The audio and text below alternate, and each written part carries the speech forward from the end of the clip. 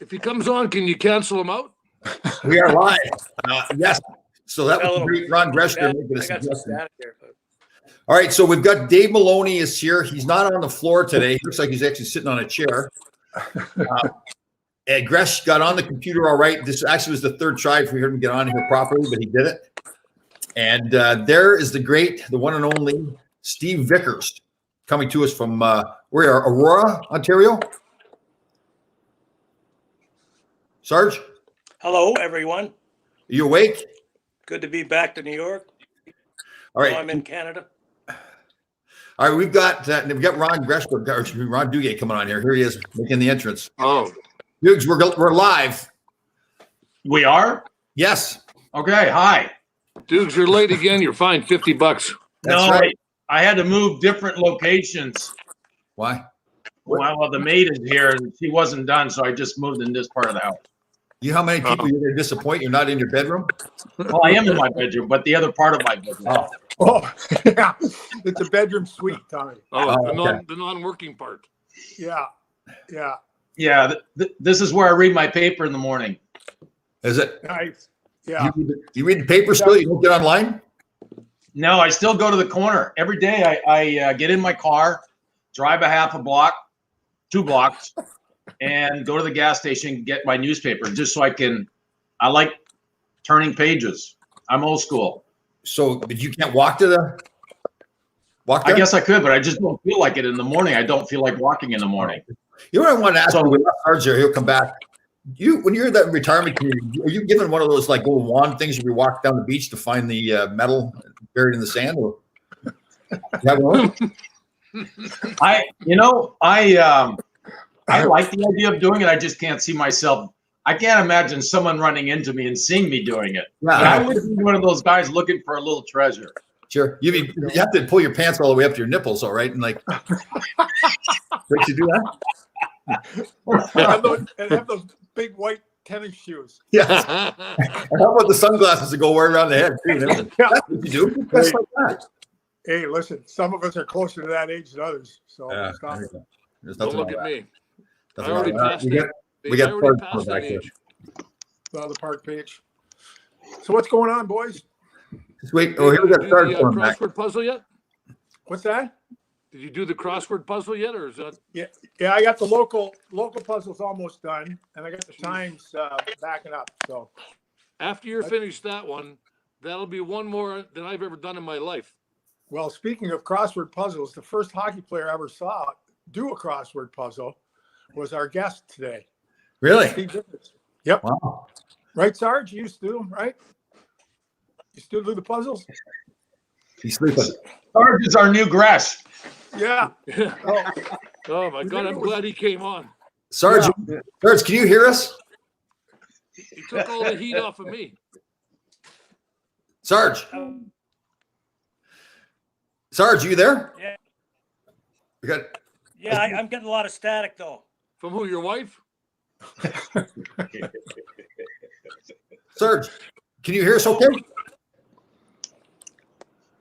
Well, let's just tell stories about him if he can't hear us. How did Sarge get the name Sarge, anyways? His Chris- real name is Casper. Oh, really? Yeah. Why is it Casper?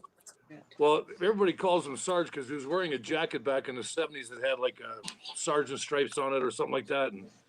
But his real name is Casper. Really? You go for a beer with him and he disappears Oh, and leaves you wherever you're at. He left me in Queens when the Maple Leafs were playing the Islanders back in '77 in the Game 7. We're in this bar somewhere. I had no idea where we were. Sarge went to the bathroom, never came back. that's you, Sarge? Yeah. Sorry, guys, I can't get you. The, This Canadian cross border thing is not working. You want us to send you $20 so you can fix your cable? Hey, Gresh, speaking of jackets and getting a name from a jacket, how about Pat Hickey when he came up with that, the red jacket from the Canadian, Mounted Police, Canadian Mounted Police. You guys remember that one? RCMP. Yeah, Yeah. yeah.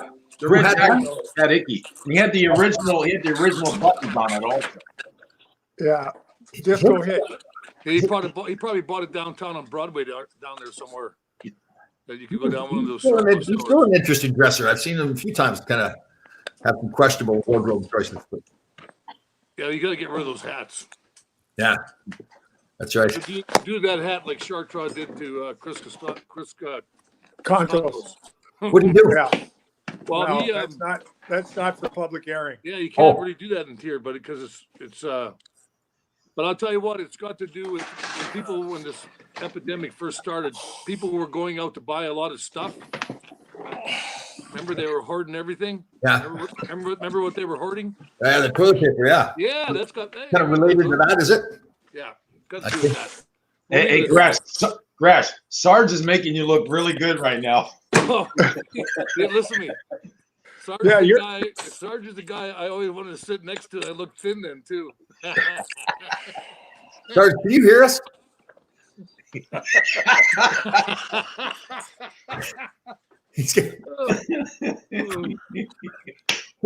Okay, one more story before we can hear us. Yeah, tell some more stories about Sarge. Dave was around then. I don't think Dukes was around. I think that was the year before Dukes got there. Yeah, Long Beach. Yeah, and Dukes was at Long we were finished the season, and Sarge is sitting in the back of a car. His car, he just had like 20 miles on it, and he got home next day, checked inside the car, and the car's all smashed in and everything else. And he goes, and guess what? I go, what? He goes, you know who was driving? I go, who? He goes, murder. Donnie Murder. I go, how bad do you have to be to let Donnie drive you home? Sarge just bought the car from Stan Fleshman, I think. Stan Fleshman, yeah. And remember that, Doc, Sarge? Sarge is the best guest we've had on yet. Yeah. Yeah, Doc told me the story. Like they had those construction kind of barriers. Yeah. And you were supposed to kind of slalom through them. Yeah. And he drove right through about 5 of them. Oh, I know. He just couldn't figure out that you had to slalom. And yeah. Well, yeah, there was a Sarge was in the back. Sarge was in the back seat, right, Crash? Yeah. Yeah, Donnie didn't know there was a steering wheel in that car. But, Sarge won Ricky. Did Sarge win Rookie of the Year? yes, He he did. He scored 30 goals, I think, that year. It was 72. 73. Right. And he was also the first Ranger or first player in the NHL to score back-to-back hat tricks. Really? Yeah. Another, He often reminded me often of that happened to him. So hey, Gresh, they used to call him 3.5 too, right? yeah. Because that's what he scored about 90% of his goals, like 3.5 feet away from the net. And he's pretty tough too, wasn't he? Yeah. Yeah. Deceivingly tough. Like I think he beat the crap out of Yeah. Marcotte. Marcotte in Boston. Yeah. That was before we got there. I saw that on YouTube. Yeah. Yeah. Good scrap. Yeah. Sarge, how you hear us? Yeah. Sarge, is your wife home? Let her help you. Yeah. Hey, Tommy, let's time him to see how long it takes him versus Gresh the first time. Yeah, I know. He's already passed me. That's, you know what? We got to make sure we have a contest like that. How long does it take the old guys to get on the computer? Who are you calling old? Did I say you? My name was mentioned like in the beginning of that. I'm a little upset right now. I can hang up, but I don't know how. So, Dukes, how is it down there in Florida? How are we doing with the pandemic? Anything different? Same old story? Or what? Well, I don't really know because I don't read or watch the local news, so I'm not really informed that way. And when I run into people, they're not really saying anything, so we're just kind of assuming everything's okay here. I'm in Ponte Vedra Beach, Florida, and I'm across the street from the ocean, so everyone's kind of freely walking around. They're on the bikes and they're walking, and the only time you notice it is if you go to a store that's called a necessity, going to Home Depot or going to the grocery store. Then a lot of the older folks are wearing the mask, which they should. But other than that, I'm comfortable here, and most people are somewhat happy because a lot of people here are retired, so it doesn't make a difference in their life. Right. How about you, Dave? Like you got the liquor store job. They sell a little bit of booze there or what? Yeah. I just actually finished 3 hours in there this morning and restocking the beer. You would have thought there was Canadian in there, guys. Holy cow, there's all beer flying out of that place. Must be a bunch of Canadians in town. But no, his business has been off the chart. Yeah. You know, his business is deemed to be essential, which, I guess it sounds like it is because there's a lot of people coming through there. But it also sounds like the state of Connecticut, right, is going to, May 20th, it's going to start to kind of ease in and allow some restaurants to open. And I know a couple of local parks were open this week. So, hopefully we're not jumping in here too quickly, and hopefully everybody still respects the fact that, I don't think there's enough known about this pandemic to really believe that we're back to the old days, right? Right. Yeah. Anyway, Do you have a good mask? Do you have a good mask and everything, Dave? I do. Okay, I have one of those ones that kind of covers you right here, right? And, Well, I got a couple of those whatever they're called. I got a couple of those. M95s. If you Yeah. want one, I'll give All it right. to you. All right. So how are we feeling? How are we feeling about the NHL getting going again? What do you think? What's our chances? Well, I think it. I know we talked a little bit about this last week, right? And there's still, by all accounts, the commissioner wants to get something done. Right. And I think what they've eliminated now, or what they've kind of agreed or heading toward. Actually, I talked to JD on Sunday, and he wasn't really sure where they were, where they're going. There are all kinds of things out there, and what to kind of attempt to get it going, but there's so much unknown. Join me on that. I mean, if we were all playing under this thing, like, would you be worried about coming back? Well, here's one of the thoughts I had. Hear this, Jimmy? Oh, hold on. We got some action here. All right. Yeah. Well, set up. You know what I was thinking, guys? Like, if we were playing now, so there's different categories of guys. If you're a young single guy, you're saying to you, you're going to come back. You're going to live in a hotel for months. I mean, you're not a big deal, right? But if you're a married guy with a young family, and everything, you say, okay, now you're going to come back and play, but you got to leave your wife and kids at home and go live in a hotel for 4 or 5 months. What happens? Hold it. What happens if you're just married? That wouldn't be that bad then, right? Only you have to leave your wife. Hey, Tom, don't you remember the married guys? Don't you remember the married guys looking forward? Yeah. Looking forward to go on the road? Yes, I know. Being with the single guys? I know. But so you're no, not. okay, now she said, okay, but the wife says, okay, let me get this straight. You're gonna leave me alone. Like, it figures an older guy now has made a lot of money, so they got lots of money in the bank. They don't need it. The wife says, okay, you're gonna leave me alone with these kids in the middle of a pandemic, and you're gonna live in a hotel with your buddies. I mean, who's gonna cover the divorce costs, right? I mean, they got to pay for the divorce after that. Yeah. Do you think? No. The other thing is, Tom, not all players are going to be in lockdown that whole time because there's going to be elimination as you go. Right.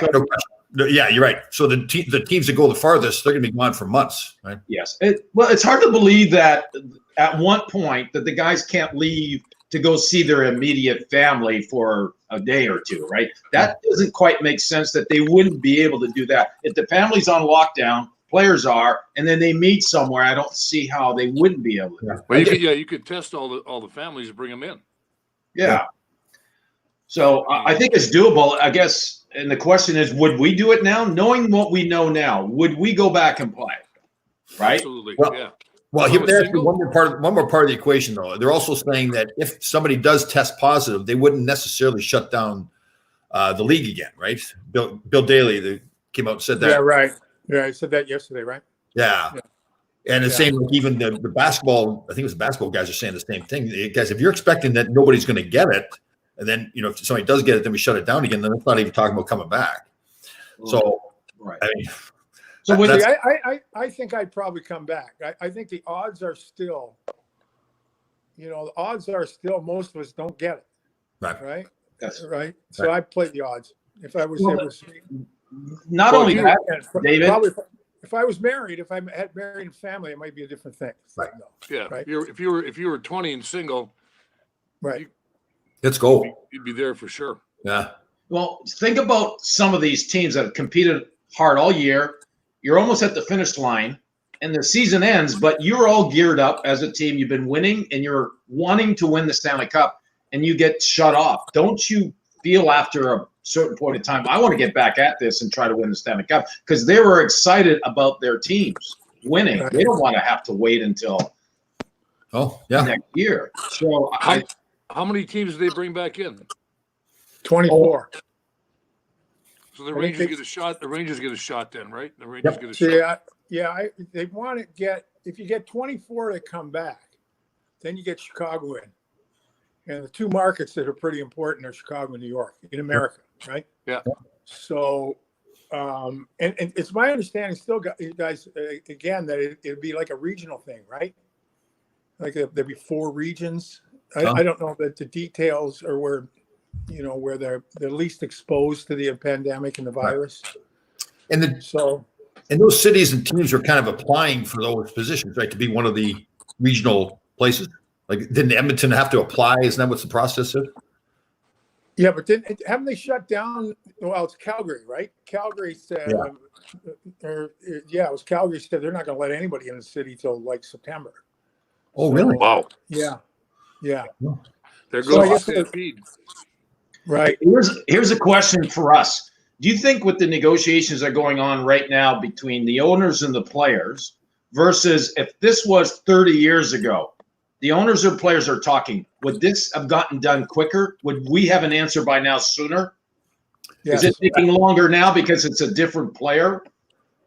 From the end, I think it's all the pandemic. I don't think it's a matter of the relationship between the players and the owners, right? No, I think in our day, right, Gresh, we were sheep. Yeah. Eagleson Well- was one guy talking for both sides of the Yeah. both sides of the argument. We never questioned anything until He like just got Milbury, paid by both sides, so he was happy, and we just went along with it. until Mike Milbury came along, and the American guys were a little better educated, and the Europeans, they were a little bit older, right? Yeah. We were like, I'm from Lindsay, Ontario. Duke's from up north. Gresh, you're from good soil. Tommy, you were like a city guy living on a farm outside of Toronto. You know. Oh, But you we didn't. didn't know. What You like, lived what in did we you know? live close to Toronto, Tommy. I thought you were like in the way this always this true grit life thing. Oh, I lived on this farm out there. There wasn't. I walked to Just string school. in a can. I walked to school 6 miles uphill both ways, no shoes, carrying my sister on my back. We talking about. And all the books, all your books you were carrying too, Tommy. Yeah, totally, yeah. So you guys were touching on, I'm sure everybody's know, it's Alan Eagleson, right? Alan Eagleson started the Player Association back in 1967. And I don't know if you guys remember, I remember clearly when he would come in for the meetings, like he would always come around and meet with each team every year. And he'd always bring some like Tony Esposito or some big, star player. And if everybody ever asked a question to Alan Eagleson, he would like try to embarrass you in front of everybody, right? Like if I asked a question, go, Laidlaw, sit down. You score 1 goal a year. Nobody wants to hear what you have to say. That was part of the whole thing. You guys talk about how we were sheep. It's just we weren't allowed to even ask questions, right? Well, he had full control of everything. I mean, he was he was friends with the owners, and he was the head of the Players Association. But not much you can do about it now. It was the way it was, but if we were talking about coming back, if I was 20 years old, or even married. I can't hear you now. Damn it! You can't hear me now? Can you hear me, Dave? It's Mate Gresh. Oh my God, I'm looking good now. Yeah. Oh God, finally. And Dave's Oh, yeah, younger than I am. you come back and play Gresh or what? I'd be back. I'd come back and play. I think You would even if I was married, no kids, I'd come back and play. Right. You two. What about you, Dukes? Yeah, no doubt at all. Especially if, like I said, if I wasn't on a team, like on a good team, that you felt like you were going to do well in the playoffs. And the thing about the playoff hockey, it's the best part of the year, right? Right. The Oh, it's the most fun. season you're playing to get into the There you playoff. go. I'm sorry, guys. I got cut out there. No problem. Yeah. So Hey, now I'm third. you're moving up the ladder. Gresh. Yeah, I'm good now. No, I don't know whether we finished the conversation with Eagleson, but We jumped around. was he? It was Billy Waters. Was Billy still with Alan Eagleson, dude, when you signed your first contract, or was Billy on his own? Deuce? Oh, I'm sorry. Deuce. Ask me again, Dave. Yeah, No, Buzz Dave, might be in the room. right. Dave was asking if Bill Waters was still with Alan Eagleson, dude, when you signed your first contract. Yeah. Bill was the first guy that called me when I was drafted by the New York Rangers. And essentially the conversation went like this. I don't know if I shared this with you before, was, hey, Dukes, we just had the draft. You're drafted by the New York Rangers, 13th overall. This is how much money you're making. You did get drafted by Winnipeg in the WHA, but you're not going there. I've already negotiated your contract. So, yeah, Bill Waters was his right-hand man. He was my agent. I kept those guys for 2 years until they decided they wanted to charge me, because they would tell me, if we need to speak to us, just call us collect. And on the second year, I called them collect one time, and then I got a bill for it. And that's when I had heard a lot of things about him, and that's when I just gassed him after that. So remember, Alan Eagleson ran the Players Association, and he also represented players at that time too, right? And he had Bill Waters working with him. Yeah. I remember I was a player rep in 70 after we went to the finals, 79. 80, yeah. Yeah, and we had the players' meetings were in Nassau, right? And I'll never forget, after the meetings were done, Eagleson got on Bill Wirtz's big yacht, and all the player reps got on like a rowboat to go to a party, right? With no paddles. Yeah. No life jackets, nothing. Yeah. Get on these boats, boys. And you're right, Tommy. I remember when we were in Buffalo, he came for a players meeting, and I remember Anders started questioning him, Anders Hedberg, and like he said before, the older American kids, a lot of them went to college. Whether they went to class or not was another story. And then the European guys used to come over. They were a little more savvy too when it came to business, or not so much even business, just kind of standing up for themselves. And I remember Anders kind of calling out Eagleson, and oh my God, he ripped him one, right? He ripped him a new one. They were like, it was embarrassing. It was. I asked him one question once in the locker room, and I think it was at when we were still in, what was it, Terrytown? Yeah. Right. Elmsford. Yeah, Elmsford. He told me to sit down and shut up. Yeah. So everybody remembers this. Listening, this is the head of our Players Association that we're paying to do a job for us, right? So that's what we're on. Remember, I don't know if we talked about this on the show or not, but remember when it was like 1986 or something like that, we first brought up the discussion about having salary disclosure, because we didn't even know what each of us was making, right? Like we didn't do that stuff. It's weird to even think about that. It wasn't until like 1992 when Eagleson got fired and then Goodnow came in, they finally had opened up salary disclosure. It's weird thinking back. Like we actually just debated whether we should have salary disclosure or not. Right. Yeah.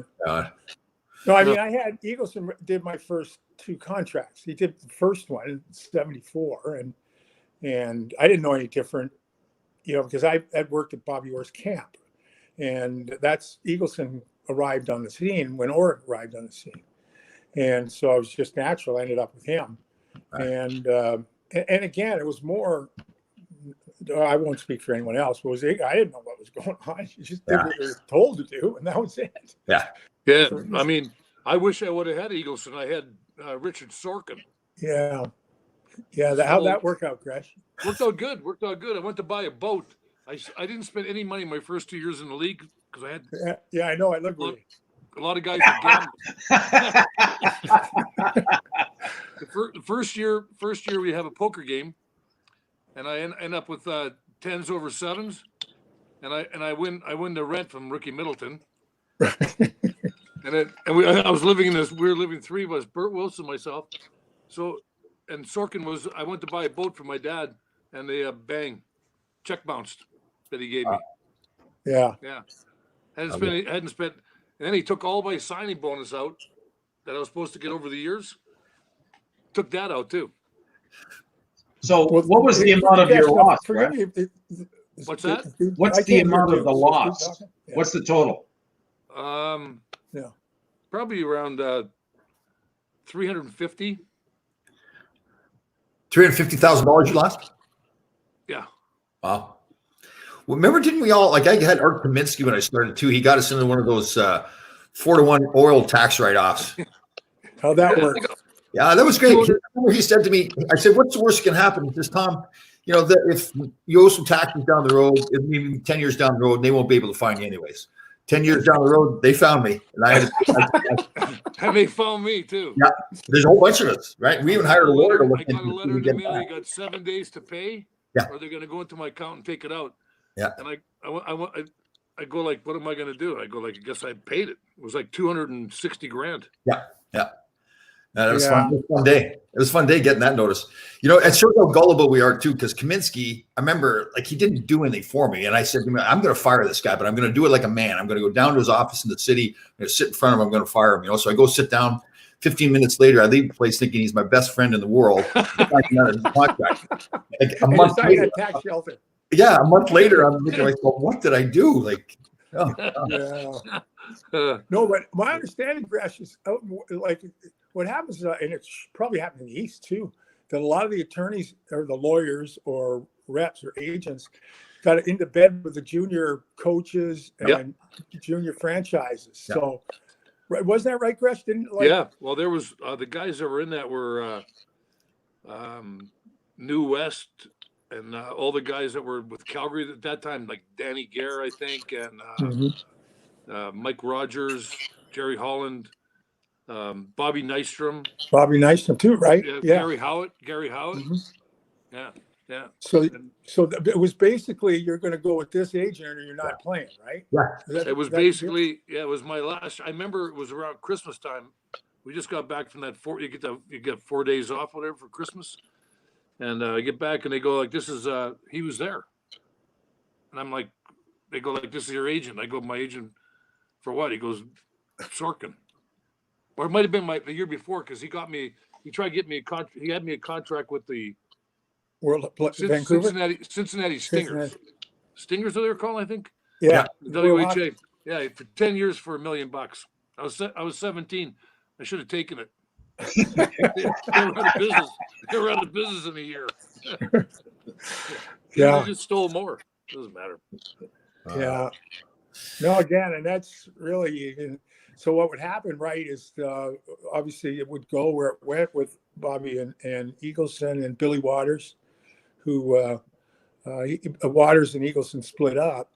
And then Bobby, of course, is well documented, what happened with him. He basically had, my understanding, had a percentage ownership of the franchise, in the Bruin franchise. And Eagleson, for whatever reason, got him in Chicago. And you know what? So Eagleson would eventually do time. And my understanding, he's still alive, living around Toronto somewhere. Yeah. So, Dave, having said all that, your brother Donnie, a couple years younger than you, did you recommend anyone to him? Oops. Can you hear Dukes, Dave? No. Dukes is asking you, did you recommend that Don go with those guys as well?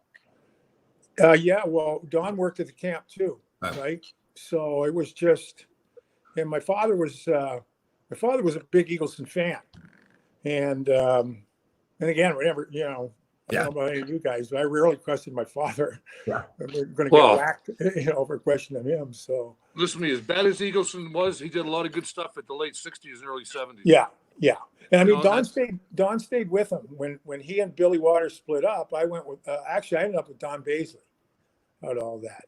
He was a good guy. He was a great man. Yeah, he reaffirmed my faith in that profession, that there could be really good, honest people. And but that being said, when I Eagleson, all the papers were insane. My money was there. Never lost any. I think the argument would have been maybe our pensions, right, Gresh, might have been a little bit more. Well, we get enough coffee for every Saturday. For our pension for the month, we can buy coffee every Saturday. But you can't buy 2 cups. Just one. I guess my only thing, though, guys, is for Eagleson to not just say, guys, you need to know what each other is making. One of the biggest single reasons salaries went up in the NHL in the early 90s was because of salary exposure. I mean, Bob did a great job, but that's why I look at Eagleson. Like, that's how he controlled things. He did not want each guy knowing the other guys knowing what was going on. And that's to me the biggest crime. Like, if you go back to the start of the Players Association, one of the first things they should have done was make sure that everybody else knew what the other guys were making. Then that escalates the salaries. But well, then again, if you can see, like, he was such a power egocentric guy, that would be giving up some of his kind of inside information, right? Yeah. Well, he was. Plus, he was also working with the owners so much; it helped the owners keep down costs, right? Yeah. Tell me, what year did that happen? The knowing of salaries. So it finally opened up in 1992. Okay. So there would have been a lot of guys Were you still playing? angry Were you with gone by then, me. Tommy? Were you still I gotta playing? answer. I have to answer my door. I'll be right back. Yeah, I just retired and I got in the agent business. Dude, were you still playing in 92? You weren't playing in 92, was he? No. No. What I was So I going remember to that say was is, the conversation. I remember at one point. You can't hear you. Hey, Dave, hold on one sec. Deuce is just jumping in there for a sec. Hold on. what I was going to say, if players knew how much I was making back in '84, Yeah. all the salaries would have gone up because I was in the top 10 highest paid guys in 1984 in the whole league, Right. according to my salary, because my new contract with Frank Milne, he set it up where every goal I scored, every point I got, it accumulated on every year. And if I made X amount of dollars, I would get more. So I got to the point where I was making $450,000 in 1984. Wow. That was in the top 10 guys in the NHL. And it's not like I was in the top 10 best players in the NHL. Dave, but Deuce was just talking about how his contract in '84 was kind of an escalator. So the more points he scored, the more it escalated. Right. Right. How much are you making, Dukes? I was making $450 Oh, it's not in bad. 84. Yeah. Well, I think what happened, one of the biggest things was, I think, like, I can't remember who it was, the timing of it. It was once they opened up the salaries, somebody was making more than Gretzky. I can't remember who it was. And once Gretz saw that, well, he just went in and negotiated his new contract. And once Gretz got his more money than everybody else, just went up and up. Yeah, So, it was Gretz, it was Marcel Dion, Dave Taylor, Bossy, Trottier, and Yeah. somewhere I fell in behind those guys around 8th. Yeah. Because I can remember seeing the list my agent had. I don't know how my agent got it, but he had it. Right. So That's the part to me that's just amazing, because you're looking now today, obviously it's all like the agents go on a computer, they've got a code they get into the computer, the NHLPA computer, they've got all it charted. You can run searches to compare your player against other players, so they know instantly what everybody's making. So it's almost comical or criminal almost to look back and say, well, why would they not do that right from the start? But yeah. Well, that's the thing. Well, anybody can look. You go on a Cap Friendly or these Cap sites, and anybody can find out what guys are making now. The structures of the contracts are pretty simple. Yeah. Right. I mean, there's no bonus on entry level, and there's no bonus, their bonus is entry level, right? And then bonuses on the older guys, but bulk of your career, there's no bonus. It's pretty straightforward. So. Yeah, totally. Oh, you don't get $1,000 for winning the cup? $1,000. What it was, that? No. Do you still have your belt buckle? Remember, we got a belt buckle for going. Yeah, cup I don't finals? have that. I got it. I don't have it either. I got it stolen out of my apartment. What, do you get a belt buckle for going to the finals? Yeah. Yeah. Yeah, like a Ranger, Ranger shield. Like The logo. belt buckle. Yes. Yeah. The logo, and then in the back something that finalist. And I've had it, and I've wondered over the years, what am I going to do with this? So I thought of the idea of maybe melting it down and actually making a ring out of it. Huh. So, but I have it. In fact, you want me to go get it? I'll go see if I can get it right now. Yes. Dukes is getting his belt buckle. And bring your maid along too. She's got to take it off. Hey, I got a like on Instagram from Ace Maloney. Oh, that's my son. That's David. Yeah. Yeah. I guess he's hard at work today. Yeah. Yeah. But, You got good kids, Dave. Yeah. Very good. Thanks, Gresh.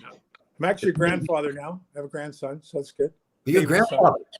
Yeah. Here's the belt buckle. That's where That's the the belt buckle. That's it. So I might have that somewhere.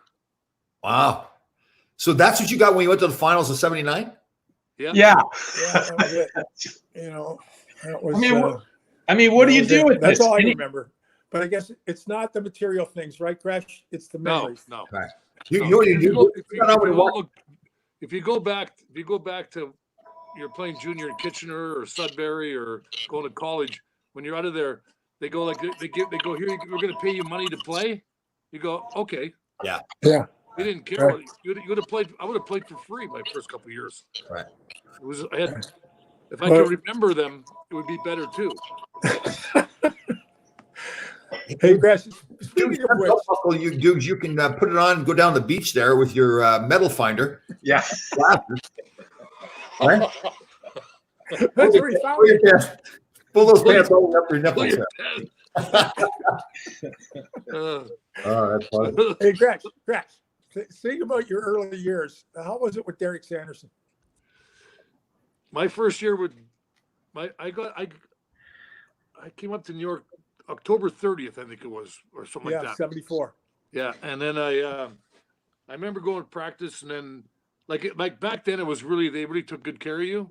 I got up there and I practiced, and after practice they walked over to go find a house. They didn't know where I was. So Ricky Middleton, I moved in with him. So then about I go to lunch. There was a place that Pete Stemkowski owned over in I don't know, across the bridge in some place just on the other side of Long Beach. So we're in the thing, and Turk's lighting cigarettes with $100 bills. Yeah, yeah. I'm going like, Okay. This is different. that was the first time I seen 100. You know, I'm going like, here I'll give you a single, pretend, you know. Yeah, But he was amazing. Like Turk was, he was good to me. yeah. You know, I remember one night that me and him and Ricky Middleton were playing Monopoly in the city with these young ladies that were and the next day we go to practice, and I guess all the guys were out. Eddie Jackman, all these guys, and they got in a fight in some bar, right?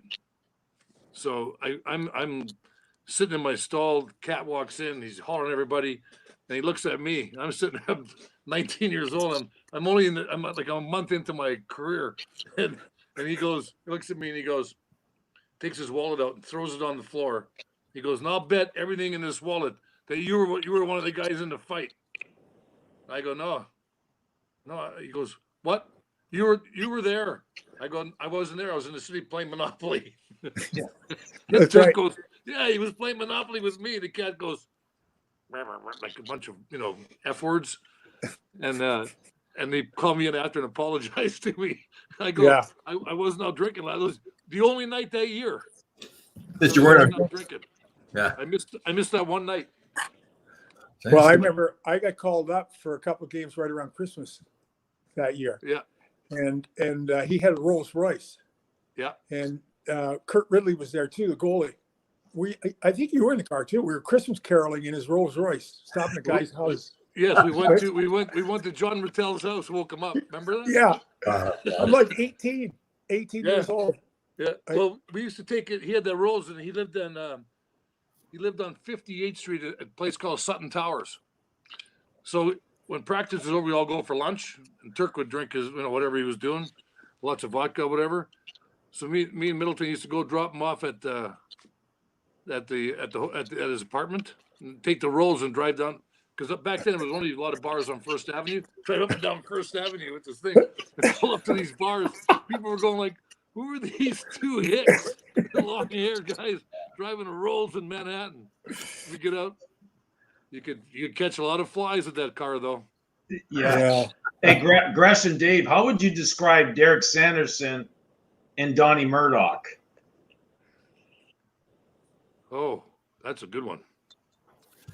I'll tell you one thing. If you describe them both as people, couldn't find better guys. Yeah. You know what I mean? Who's that? Who's the other guy? Donnie Donnie Murdoch Murdoch. and Oh yeah, yeah. You couldn't find Donnie was more of right, Dave. He was funny. Like he was. Oh, like, I'm telling you, the guy, he when could he had tell a the couple of best. beers, he couldn't. You'd like just be rolling. I mean, Well, I you find him remember- behind the couch, you find wherever, but it doesn't matter. But I remember. So he and I were the same age. Or the same age, right? So, but I was drafted a couple of years early. So he gets drafted in '76, and we're at camp, and we kind of get to know one another. And at the start of the year, he's telling me all these stories. He's a great storyteller, tremendous storyteller. And he's telling me these stories. I'm going, yeah, right, yeah. I mean, I've been pro for a couple of years, and he's telling all kinds of stories that include everything, right? And I'm going, yeah, right. And I remember at the end of the year going, Yeah, right. I They were all right. remember when he got busted. Oh He was man. living with me. Yeah, we were all living in Long Beach then. Yeah, but he was living in my house with me because he moved out of his house Right. that summer. So I call up my friend. This guy was name was Casey. He was a cop there. Any chance you could find somebody to skip my house all sniffed out? I didn't want to go to jail too. Or get Right. busted. You might have Sarge coming back on here. Sarge is trying to get back on. Hey, Sarge. Oh my, You hear us? oh my God. This is excellent. Hey, you can tell he's almost 70. We lost him. Hey, the one thing I keep reminding you guys too is we keep trying to get Nicky Fatillo on, but I think he's afraid to come on here. He won't get on the show. So I don't know if we want to reach out to him or what do you think it is? Can we get him in the square? We can't get his head in the square. That's what it is. You know what it is? Because we have the show called In the Box and he's in the pie, right? Yeah. He'd be like this, Yeah. big pie face on him. So let's cut up Nicky. Let's tell some Nicky Fatillo stories. So what year was it exactly, Gresh, that Herb Brooks adopted Nicky as his? I think that was like about a month after we came back from Europe. Right. And I think he changed his name to Yeah. Nicky Nicky Brooks. Brooks. Nicky Brooks. Nicky Brooks. Yeah. Herbie Nickname was Fatillo. MB. Is it? Hey, Dave, can you hear me? I know. Can you hear me? He can't hear you. Because I was going to tell a Nick Fatillo story that included Dave, but I'm not going to tell a story if Dave can't hear me. I'll relay it. It's all right. So Dukes wants to tell a story about Nick that you're involved in it. So he's going to tell. I'll pass it on, and I'll tell exactly the way he tells it. I won't change it. Yeah. Well, Okay. Dave earlier mentioned Buffalo, and when he said Buffalo, it triggered something that happened in Buffalo after a game one night. And back then, when we went out, we all went out. It was the end of the season. Also, Gress, you know the story already. I was in the room. It was Dave and myself. I So thought Dave, it was. Dave, you and Gresh were in a room together. That's where we're at so far. In Buffalo. Oh, in Buffalo? Yeah. In Buffalo. And so for everyone listening right now, That was Mark Heaslip and him. Mark Heaslip, right? Mark Heaslip and Nicky. And Nicky, No, okay. no, it was Dukes has got the story Dukes. going. it was me. Hey, here, was Dukes? Yes. I'll tell you. They put the water hose under the door. Okay, Gress, stop there. Gress, stop there. Hold on. Dukes' Let me story. back up. And so we're at the bar, and you two guys are talking to a couple women that Nick and I had been talking to. So Yeah. we thought we had an agreement that we're all going to meet back at the hotel. And so back then we kind of had an unwritten rule that you weren't allowed to close your door before 2 a.m. It was like an open door policy, right? Yeah. Anyone can walk into anyone's room. Well, your Listen, guys' door was There was closed. there was only two girls in the bar. And Yeah. he ended up with a. There was no open door policy that night. And so Nikki's my roommate, and Nikki's like, I think I know where they are. Whoops. We go bang on the door, and these guys are quiet. They're very quiet, but we can hear the girls talking. And so their room's at the end of the hall. So because it's the end of the hall, this old hotel had a fire hydrant, fire hose on the wall right next to the room. And so Nicky being Nicky, he says, Dukes, he says, I'm going to open up this case. I'm going to put the nose under the door. I want you to hold it. I said, why? What are you going to do? I'm going to turn it on. And so I hold this thing. If you can imagine the pressure out of these hoses, very strong. And so he probably let it run for about 30 seconds. All we can hear is the women screaming, right? And Hey, we listen were to me. like, oh my God. Do you know what the funny thing was? There was that one game at the end. We went back. It was that best of three against Buffalo, whatever it was, right? Right. And so I hear this noise. I flip the light on, and I see this water shooting across. And you know how the beds are to the right behind the bathroom? The water's hitting the drapes like in a bullet. So Davey looks at me. I go, put the light back off. Who cares? So all of a sudden, it was like 10 minutes later, the security comes up with the hotel manager and everything. But prior to that, you know what happened was? Too bad Sarge isn't on here. Prior to that, Nicky runs back in his room, and Vickers is his roommate, right? and Sarge slept in the natural. So Nikki got the far bed. So Sarge is in bed, like almost sleeping. Nikki gets into bed, knock on the door. It's a security guard. Nikki goes, go answer the door. I'm sleeping. Sarge's like, all right. Gets up, walks to the door. He goes, yeah, that's the guy. That was the guy that put the water under the door. So Nikki's laying in bed laughing. Then they come to our door and they're knocking on the door. And Jean-Guy Talbot was with them, I think, right, Dave? Yes, he was. And he goes, the guy down, what happened was the guy below us, there was so much water going through, the guy was laying in bed, and the water was like just drowning this guy. And I lay in bed, Dave's sitting on the edge of the bed, and they're talking to us. Like, you got to remember, we had a couple beers, you know, like maybe two or three beers. So I was like, this is not a good time to talk to me. I'm like, you know, oh God. Dude, We talk about that video all the time, did Chris. Fergie get in a scrap in the bar? Go ahead. Yeah, Dave. yes. Right, because I think he came in to protect you or something. Was somebody? Do you Oh, remember? well, Fergie did. Well, you and I were talking to a couple ladies. Meanwhile, the boyfriend was right next to them. We weren't paying attention to that. The same night? So the guy got in my face, and so I responded. And next thing you know, the whole crew came. Like Nikki, Fergie came in, and they grabbed this guy and they threw him out because we were going to lay a beating on him. But yeah, we got in a little bit of a scrap that night. the 747 lounge. Yes. Yeah. That would tell. Yeah. Wow. Anyway, Were we celebrating something? I don't remember. The year end. Oh, yeah. We lost. Yeah. That's probably explains why we didn't win. But We hadn't been in the playoffs in 2 years. Yeah. Crash, was that No, that was remember our first playoff experience. I remember Yeah. Fergie.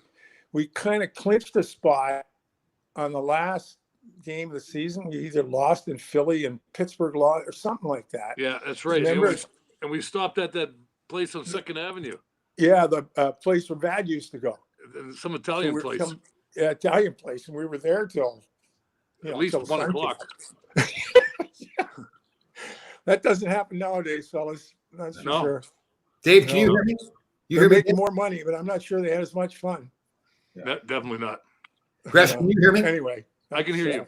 Crash, remember we were That's talking good. about video all the time? So Dave, you were behind the hose, dude. I didn't know that. I thought it was Mark Heaslip. Yeah. No, I was holding it down. And Sarge got blamed for it. Yeah. He wasn't even there. And Jean-Guy Yeah. Talbot was he was doing his best thing too. He's going like, don't worry, just send us the bill. You know, we'll take care of it. Yeah. Fergie would have been Yeah. there, he'd have laughed.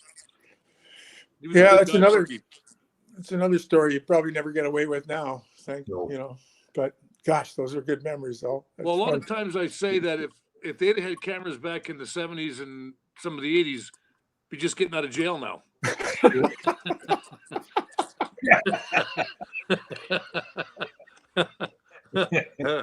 maybe it wasn't that bad, but it was okay. Yeah. Crash, So we remember the video we talk about all the time? Was it Phil Esposito that was interviewing Nikki, and you had the blow? Oh yeah. I got to find that video. There's a funny It was video up after, there. It was Espo retired, and he was working for MSG then, right? Yep. And we were in Playland, and they were up on top there. You know, when you come off the ice, you can go up on top, and they were going to do an interview with Nikki and Phil. And Phil was going to interview Nikki. So I don't know how this started, but they were talking, and like one of those, remember those little air horns that they had there? Because you could blow it like. So they start talking. I'd blow the horn. And they'd go like, "Who's doing that?" And at first they didn't know, and then finally Phil goes like, "Ah, I wouldn't stop, so I'd let him get going again, and I'd blow it again." And they would pause to try to wait. Oh, Right? Remember they paused and then childish stuff. I don't know how you did it, but you That's got them again. They'd start talking, you got them again. It was good. I gotta Yeah, find it. they would wait for a while, like maybe I went away. Yeah. Where was I going? Like it wasn't going to a job somewhere. I was finished practice, and Phil, they would start up again. I'd wait till I wouldn't do it right away. I'd wait till they got into it like a minute, then I'd do it. You know. We got to find that video. That's classic. It was good stuff. Yeah, I saw it somewhere, but I can't remember where it was. So what's happening with Steve? What's up with that? Is he giving up? Nah, he gave up. I think he got Joanne, his wife, trying to help him too. But you know, that's Steve won't take Steve. He's done for the day. Take the rest of the day off, Steve. Yeah, He trying to figure out how to get one of those Instamatic cameras to work. Am I glad we had him? Trying to flip it to video. Yeah, right. I'm glad we had him on. So I can't do Tommy now. So how do you think we're going to get Nicky on? Like, you think he's probably scared, or we need to like make him feel better or something? Like, Well, what's what going were on? those? Well, with a can and a string, Nicky's probably got that. Yeah. Yeah. Okay. But I remember Sarge my first year. You know, coming out of New West, we had kind of like a nutty team and everything else, and I don't remember who we were playing, but I was getting up doing a little raw thing, you know. And I look at Sarge, I'm going, hey, let's go, you know. And he's like, he leans over to me, he goes, Rook. I go, what? He goes, when you get your 210 games and you're invested in the Player Association, then you can speak up. Until then, shut up. That's what he told me. I'm like, what? He goes, until you get your 210 games. And I had no idea what he was talking about. 210 games for what? Gresh, some of our listeners are kind of picking on you here, Gresh. Why would happen? Well, this guy here, it's Kevin Davis, is saying, did Gresh send Steve Vickers the directions how to get online? I don't know. Well, I did that once to Glenn Hanlon. What'd you do? what's that, Gresh? We had a Christmas party or a Halloween party over at, remember the Arbors or something like that? Over Yeah, there? in Rybrook. Yeah. And I can't remember was that they had a common. Yeah. Yeah. Mike Rogers lived there. Yeah. And that was like, I think 85, 86 or something like that. Yeah. 84, 85. I can't remember what year it was. 84, 85. And then, so we had a party there. So on the way out, they had the directions all written on the board. And so when they were walking out, they changed the lefts to right and the rights to left. And he was driving down 22. He was in the South Bronx. I forgot about that. That was good. And then when they got there, a bunch of them got there late. Yeah. And I was taking care of the fines. I fined them $50 each. That's right. I remember that. That was good. Oh man. It was way too much fun. But you go back to the Derek Sanderson thing.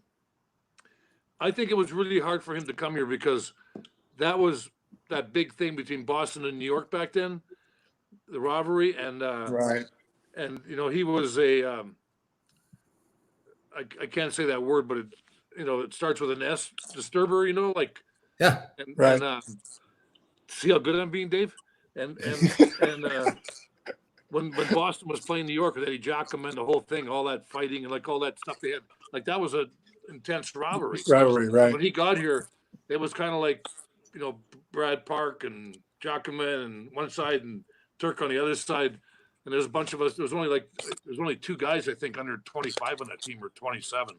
Myself and Ricky Middleton, and I think maybe Jerry Butler or something like that. So you just stand there. You don't know which way to go, So Yeah.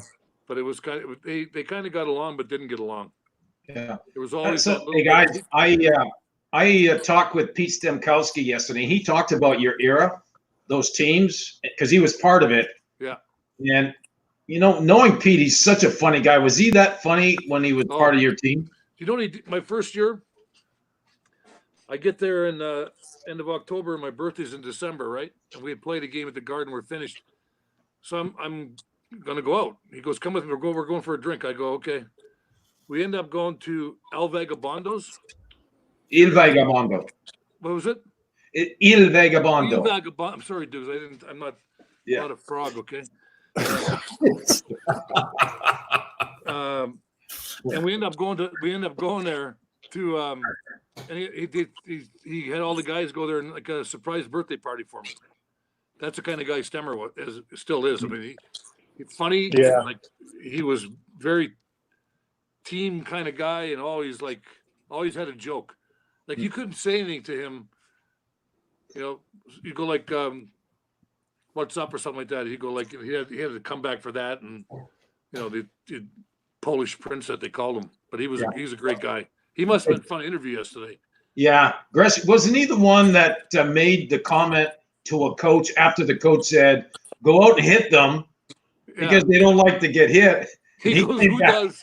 He goes, and he said, "Who does?" Yeah, he was also there when I can't remember. I think Dave, you were there when Ronnie Lowe was playing goal for Washington, and it might have been your end of your first year and beginning of your second year when Stemmer was there, and they're going like, Jean-Guy Talbot comes in and goes, "Shoot high and low." Stemmer looks at me and I'm like, but one of the best line of all time though. New Year's Eve, 1974. Me and Middleton are out. We go to a bar called the Fireside next to the Digs. Remember that place? Had nice steaks and baked potatoes and stuff.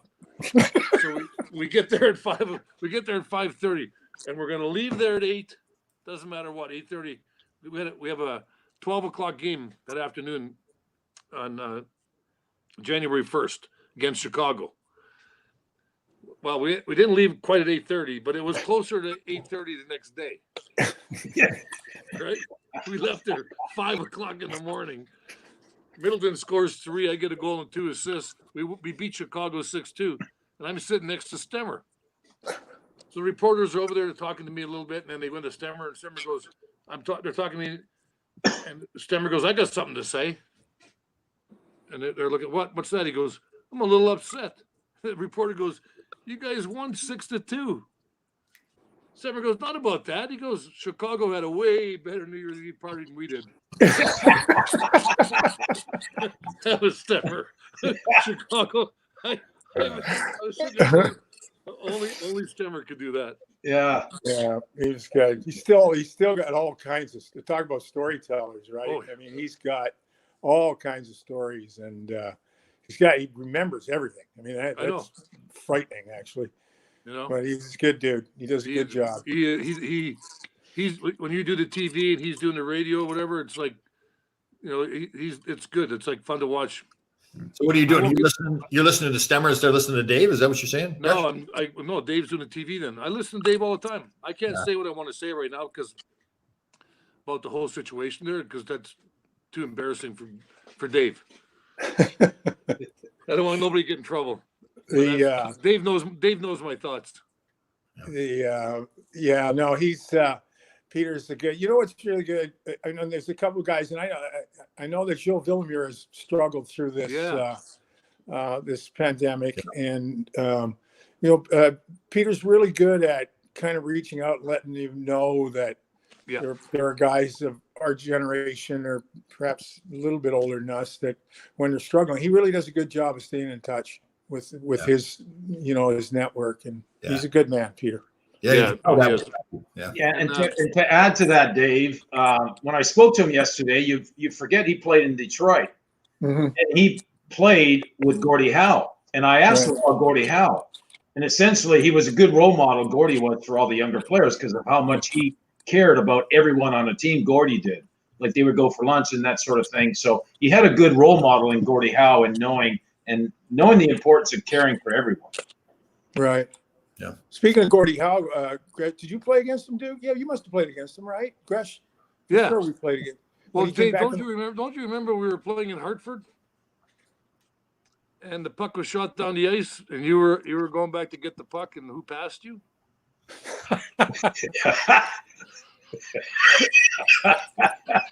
I'm not going to say another word. Well, he was 52, for God's sake. I said, we're sitting on the bench. I'm going, I'll do it in nice English because I won't say it in English. I said on the bench, I'm going, my God, that guy can skate that fast at 50-some years old. No, I didn't want to go in the corner first. Yeah. He elbowed me right in the head. I didn't know what to do. I stood there like I got a picture of it. Yeah. He elbowed me in the head. He's elbowing me. I'm going like, what do I do? Yeah. Well, that's what I remember. I got a double minor penalty with him at the Garden, and I remember thinking, okay, like probably not gonna fight the guy. Yeah. Even if I had a chance of winning, he's 52, and then if I got I got my arse kicked by him. He's 52. Either way, you lose. Yeah. Either way, you Yeah, lose. right. Yeah. Do you know that Gordie Howe was in the 40s came to Rangers camp. They sent him home. Yeah. Really? Yeah. They All said, right, guys. you're not gonna make it get out. Yeah. All right, guys, we're going to wrap it up here. We've got an hour, and Dukes has got to get out on the beach with his metal detector. Yeah. And Gresh, you taking a nap or what? I don't know. I might go out and cut the grass. I don't know. I'm gonna do something. Okay. All right, good. All right. Is that I just Tommy? want to say one thing before we leave. A friend of mine is in the hospital in Yonkers.